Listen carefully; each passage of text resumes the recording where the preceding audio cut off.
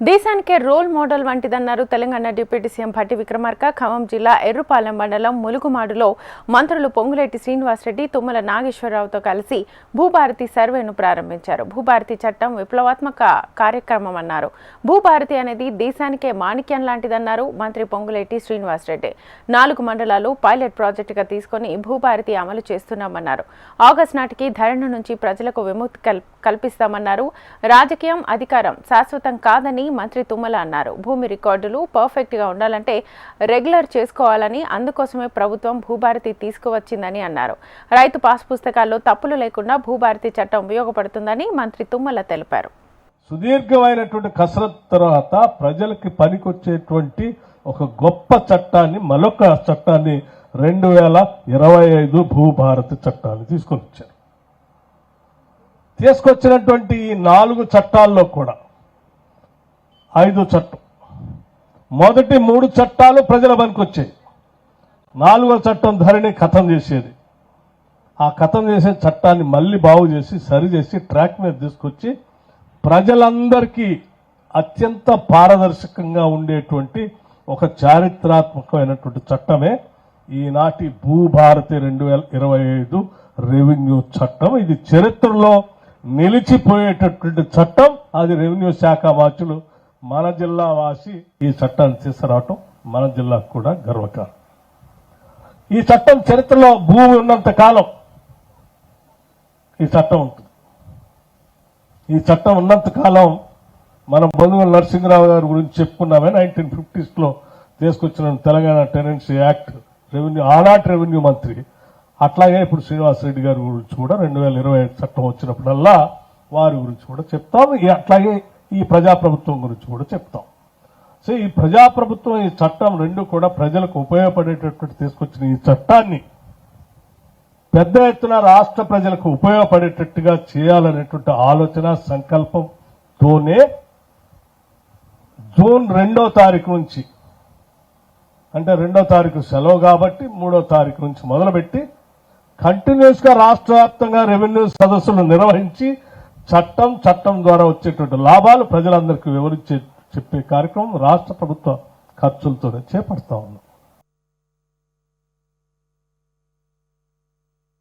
ఈ రోజు నుంచి రాష్ట్ర వ్యాప్తంగా ఉన్న ప్రతి రెవెన్యూ విలేజ్ లో రెవెన్యూ అధికారులే, ఎంఆర్ఓ స్థాయి అధికారులు, వారి టీము మీ ఇంటికే వస్తారు, మీ రెవెన్యూ గ్రామాలకే వస్తారు. ఏ ఆఫీసు చుట్టూ ఎవరు వెళ్ళనవసరం లేదు. అటువంటి అవకాశాన్ని చట్టంలో కల్పించి అప్లికేషన్ కూడా రెవెన్యూ అధికారులు తెచ్చి మీకు ఇస్తారు. మీ సమస్యని ఒక చిన్న టిక్కు పెడితే చాలు, ₹1 కూడా ఫీజు తీసుకోకుండా, ₹1 కూడా రైతన్నలను ఇబ్బంది పెట్టకుండా ఈ చట్టాన్ని అమలు చేయాలని చిత్తశుద్ధితో ఈ చట్టం మీ చుట్టంలాగా మీ దగ్గరికి రాష్ట్ర వ్యాప్తంగా ఈ రోజు నుంచి మీకు పంపించడం జరిగింది.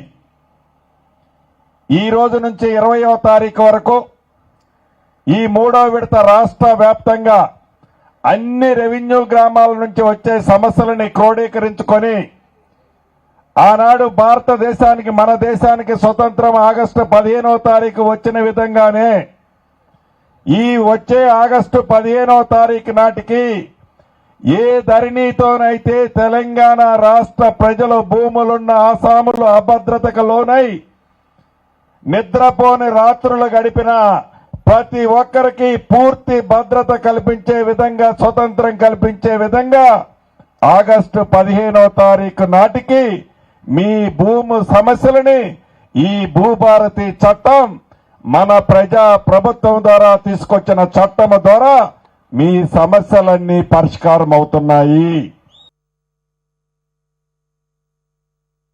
తగు వస్తే భూమి కాడే వస్తుంది. ఆ తగువులు రాకుండా ఉండాలంటే భూభారతే దానికి శరణ్యం అని చెప్పి రేవంత్ రెడ్డి గారు ధైర్యంగా, ఇది ఎవరు కూడా రాజకీయ నాయకులు పట్టించుకోరు.